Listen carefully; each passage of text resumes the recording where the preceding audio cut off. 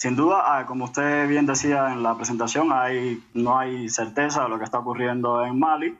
Esto se debe a una gran situación de inseguridad que ha caracterizado el país ya por más de una década. Y según reportes se plantea pues, que hubo una coordinación entre este grupo, el Frente de Liberación de Azawad, que pertenece a la etnia de los Tuareg en el norte del país, y varios grupos definidos como terroristas.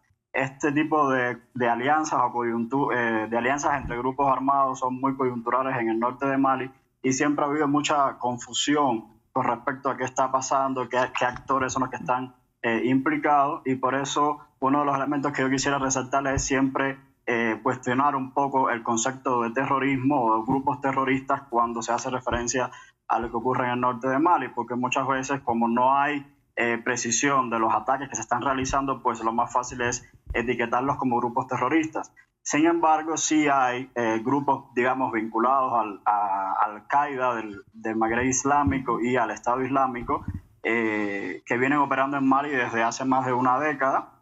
Y en este sentido, sería importante mencionar que las noticias están hablando de una alianza coyuntural entre este grupo de rebeldes Tuareg del Frente de Liberación de Azawad, que se creó desde 2014 cuando, producto del mismo conflicto, se llevó a cabo un acuerdo de paz en Argel en el 2015, donde los Tuareg estaban planteando pues determinados niveles de autonomía en la región de la Azawad. Entonces estos grupos rebeldes de origen Tuareg básicamente están pidiendo mayores niveles de autonomía en la zona de Azawad, que es un conflicto histórico de Mali desde la independencia de ese país, que han planteado separarse, ¿no? Por lo tanto, hay una tendencia secesionista en este caso. Mientras que, por otro lado, hay grupos vinculados al Al-Qaeda del Magreb Islámico que han operado durante más de 15 años en el norte de Mali y que han creado diferentes alianzas. Por ejemplo, también hay un grupo Tuareg vinculado al Al-Qaeda que se llama Ansar al-Din, dirigido por Iyad el-Ghali, que se ha convertido en la figura más importante de estos grupos y de esta alianza que se llama Grupo de Apoyo al Islam y los Musulmanes. Por lo tanto, hay una gran amalgama de organizaciones que están accionando en el norte de Mali, y que esto es un resultado pues, de la crisis sistémica que se ha mantenido durante más de una década. Por lo tanto, habría que ver cómo se desarrollan estos acontecimientos. Han estado planteando de que este tipo de alianzas o coyunturas no se veían desde el año 2012, cuando estalló por primera vez el conflicto en el norte del país. Y ahora, en este caso, ¿qué objetivo tendría esta alianza coyuntural que usted señala? Bueno, el problema está que ambas tendencias, es decir, ya sea la tendencia, digamos, separatista o nacionalista tuareg y la tendencia islamista radical que representan estos grupos de Al-Qaeda, tienen como enemigo común el Estado. Siempre se han enfrentado contra el Estado central maliense. Por eso han sido las alianzas coyunturales. Pero después, como pasó en el 2011, se separan, se fraccionan, porque mientras uno plantean temas territoriales, es decir, la zona donde tradicionalmente habita la etnia de los Tuareg, o los otros plantean pues establecer la ley islámica, la Sharia, extender el Islam hacia el resto, es decir, como un estado islámico más radical, etc. Entonces, estas son cosas que, por eso hablo de que es muy difícil poder determinar hasta qué punto hay grupos que se vinculan o no con el terrorismo, porque se disputan zonas de control de tráfico de armas, de tráfico de drogas, zonas de influencia económica, etc. Entonces hay una amalgama de situaciones políticas, económicas y regionales que hace pues complicar el análisis, ¿no?, de qué realmente está ocurriendo. Claro, y esta situación de confrontación, como usted señala, con el Estado, ¿cómo cambió con la llegada de esta junta liderada por Assimi Goïta al poder? De hecho, una de las causas por las cuales se producen todos estos golpes de Estado en Mali, Níger y Burkina Faso es la situación de inseguridad. Los militares reaccionan ante la ineficiencia de los gobiernos locales, que no pudieron resolver el problema de seguridad. Estos militares llegan al poder después de décadas de entrenamiento y apoyo logístico por parte de Estados Unidos y Europa, ¿no? Y por lo tanto, pues los militares tampoco han logrado resolver la situación de seguridad en el país, porque mi opinión es que siempre que se trate o siempre que se busque la vía militar para resolver estos conflictos, pues lo que hemos visto es en que en 15 años no se ha resuelto la situación, porque el tema militar no es la vía para hacerlo.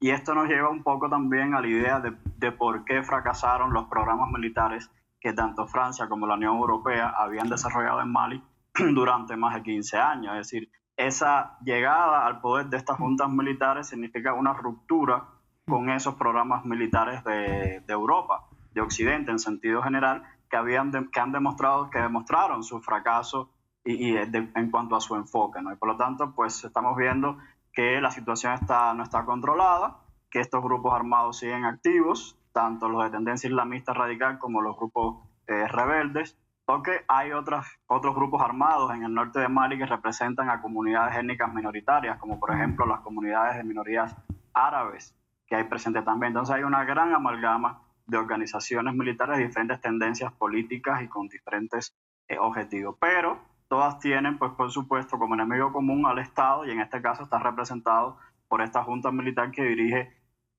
Assimi Goïta desde el año 2021, así ya lleva 5 años en el poder. Y Joslan, la verdad nos queda poco tiempo y me gustaría preguntarle un par de cosas más. En primer lugar, en medio de esta amalgama, ¿no?, que usted señala de grupos, ¿hay algunas aspiraciones, algunas reivindicaciones que pueda usted señalar frente al Estado que se deban solucionar, como usted dice, por una vía que sea la diplomática y no la militar? Bueno, las negociaciones con los grupos tuareg, que son, digamos, como los agentes más importantes ahora en el conflicto, vienen desde, como yo le decía, desde la descolonización de Mali. Los tuareg se han alzado en armas en diferentes momentos, en los años 60, en los años 90, en 2009, en 2012, y han pedido básicamente pues mayor autonomía en las zonas del norte del país. Y esto no se acordó, por ejemplo, en el acuerdo de 2015. Los tuaregs entonces han tomado el control militar, por ejemplo, en torno a la ciudad de Kidal, que ha sido como su bastión principal. Esta ciudad estuvo bajo control de los tuaregs durante muchos años, hasta que el ejército maliense la recuperó en el 2023-24, si no mal no recuerdo, y por lo tanto porque no se ponen de acuerdo, es decir, las poblaciones del norte siempre han sido excluidas del poder político en Bamako. Y una de las reivindicaciones que ellos han pedido es mayor participación de las élites tuareg en la política nacional. Entonces, estas cuestiones pues no se han llegado a términos positivos, y por eso es que se van a las armas. También hay que recordar que el norte de Mali es una zona históricamente abandonada desde la época de los programas de ajuste estructural y las políticas neoliberales, y por lo tanto la situación socioeconómica del norte es completamente diferente, y esos son elementos que, digamos, que alimentan esta insurgencia tuareg, que se ha mantenido porque no han logrado ningún acuerdo con los militares. Y yo leía informaciones de que la junta militar define a estos grupos rebeldes tuareg como terroristas. Por eso es que yo hablaba de pues tener un poco de cuidado a la hora de la etiqueta de terroristas a unos grupos y otros. Claro. Y por último, usted señalaba el rol de Francia con estas misiones militares.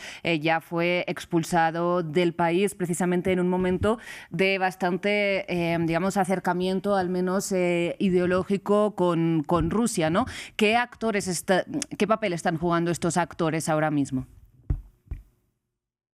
Bueno, desde que se producen los golpes de Estado hubo un desplazamiento total de Francia en la región. Fueron expulsados sus tropas, fueron expulsados sus embajadores, se rompieron relaciones diplomáticas y se han hecho acciones realmente muy contundentes contra el poder francés, que era su zona tradicional de influencia desde la colonización, y se mantuvo después en la descolonización. Entonces, este nivel de sentimiento antineocolonial o antifrancés no se veía en la región, digamos que desde los años 60. Ahora, la ruptura con Francia, como yo decía, es el ejemplo más evidente de que los programas militares, de cooperación militar y de cooperación civil que la Unión Europea había desarrollado en el Sahel habían fracasado, porque habían misiones militares y de entrenamiento de la Unión Europea y misiones de entrenamiento de Francia. Todas fueron cerrando en la medida en que los diferentes gobiernos militares empiezan a romper con Europa. Pero paradójicamente no rompen con Francia y se van a vincular entonces con Rusia, que viene a ser como una alternativa a esta situación.